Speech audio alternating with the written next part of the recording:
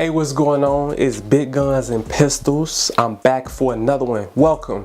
If you're new here, subscribe to the channel. Make sure that you press like on my videos if you like my videos, because there's a lot of you watching, but I want to make sure that you guys are pressing like on them so it helps the channel and get my videos out to larger crowds. I talked about this gun in two of my previous videos, and I want to just show some more things about it.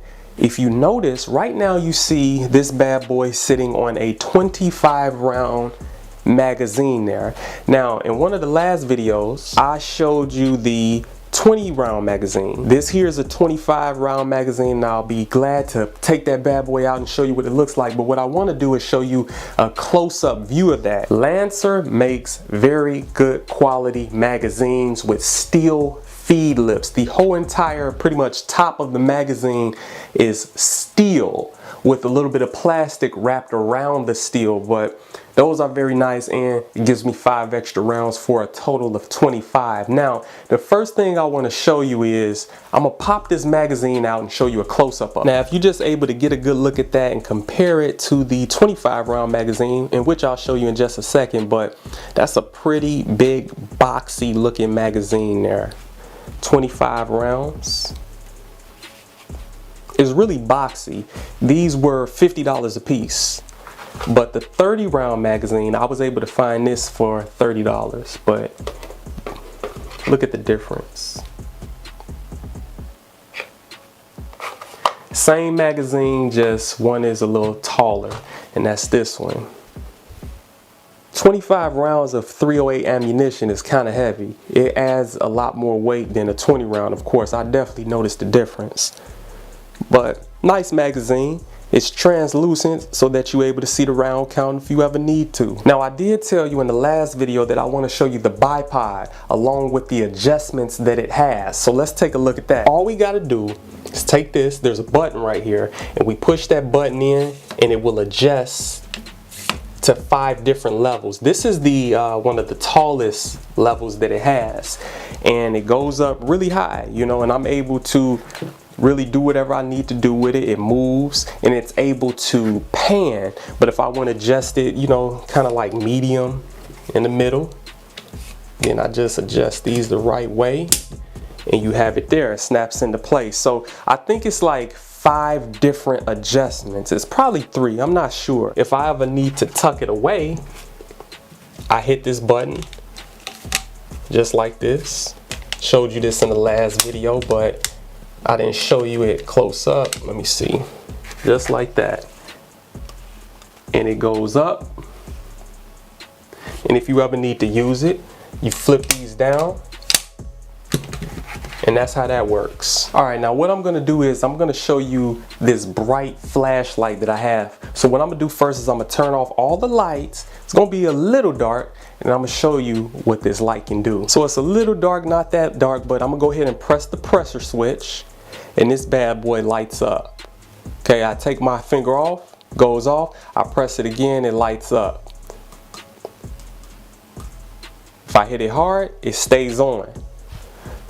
Hit it again, it turns off. Or put pressure on it, take my finger off. Hit it one time, it stays on. I like it. It's nice and bright. And I believe it's waterproof as well. So that's that for the flashlight. It's a very nice flashlight. And again, I really like that pressure switch. Now, let's take a look at the scope here. Now, this is kind of the best I can show you. It's a green reticle. And I have to hold the camera steady so that you're able to see it, but it has like 12 different adjustments. So if I hit the adjustment here, it can get brighter. Yep, all the way up into 12. Very nice, I like it. Or we can turn it off and not use it at all, and it'll just be black. Let me see if I can adjust it. Yep, focus in on that, and it's just black. Flip to the side, I got my steel sights if I need to use those. Just like that. Alright, so I had to get the camera off the tripod to show you. That is a nickel boron hammer. Very slippery, goes along with the ball carrier group that I have. But let's take a look on down inside of there. Drop-in trigger, nickel boron hammer. It's nice and oiled up as it should be. Buffer. Very nice hammer. Ball carrier group. I'll take that out and show you. So this here is the ball carrier group. Very nice ball carrier group. It's large as hell.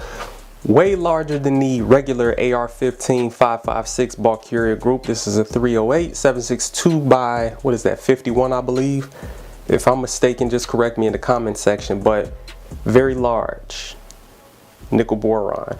I don't want to touch it too much, but I don't want to get my hands too oily, but it's pretty large. Pretty large ball carrier group, nice and quality from AERO Precision.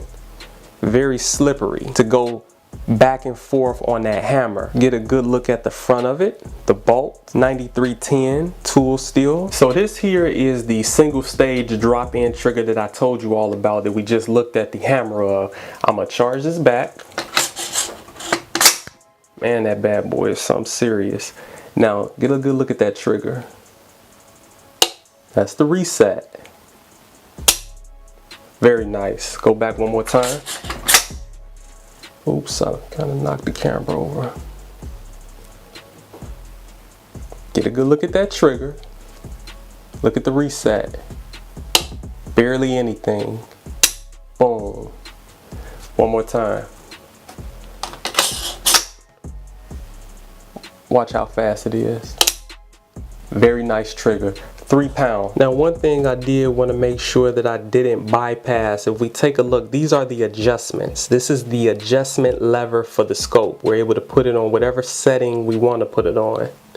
2 power, 2.5, 3, so on and so forth. But this is how we adjust it here.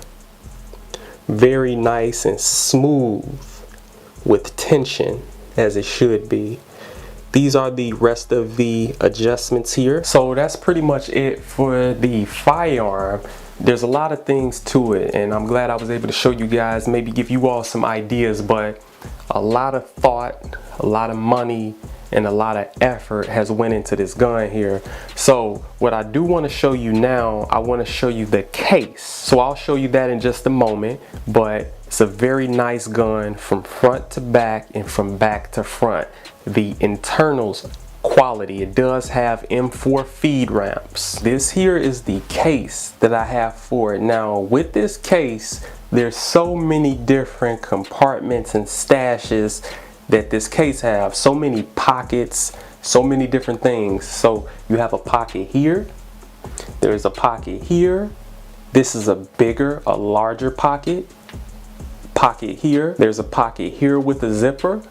You can also open it up this way.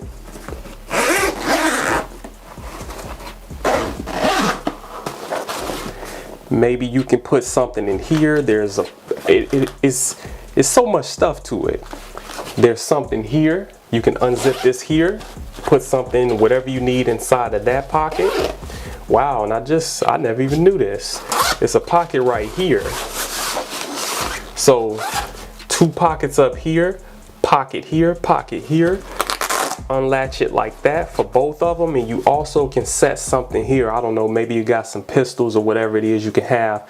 Maybe if you want to slide a pistol in there, or maybe if you just want to keep it setting up here in this compartment, but that's available. Keep a magazine right here, same as I do with this pocket. Slide that back in there. Everything can be put in tightly. Latch it just like that. This is a larger pocket. Open this up. Okay, I just keep a sling in here. This is the sling that I use. This is the MS4 sling. Get a good look at that. That's the MS4 sling. It does have the quick detach. You just kind of pinch these together to unlatch it. But mag pull, very important. See, I keep matching the brands. So what I'm gonna do is I'm gonna open this up. This is where the firearm would sit. A very nice case. It's a lot of space. One thing about the case is it is made for 2 firearms. You have a flap here, straps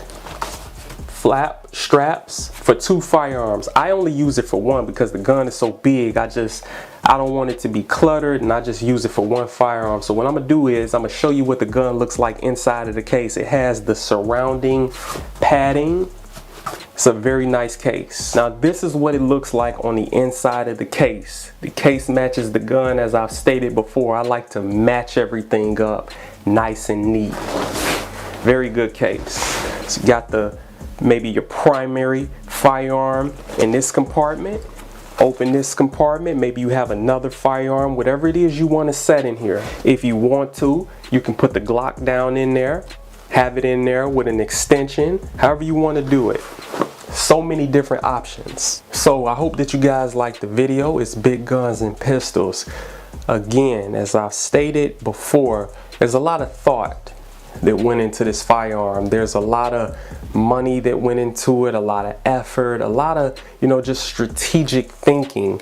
Maybe you guys might recommend something to me in the comment section, but it took me quite a while to build it. I actually thought about getting the SIG scope at first. I thought about going with SIG, getting that 1:6 scope, but then I realized, you know what? I want to reach out a little further than 1:6. So that's why I kind of made the decision to go with the 1:10. At first, I was going to go with an Adaball 1:8.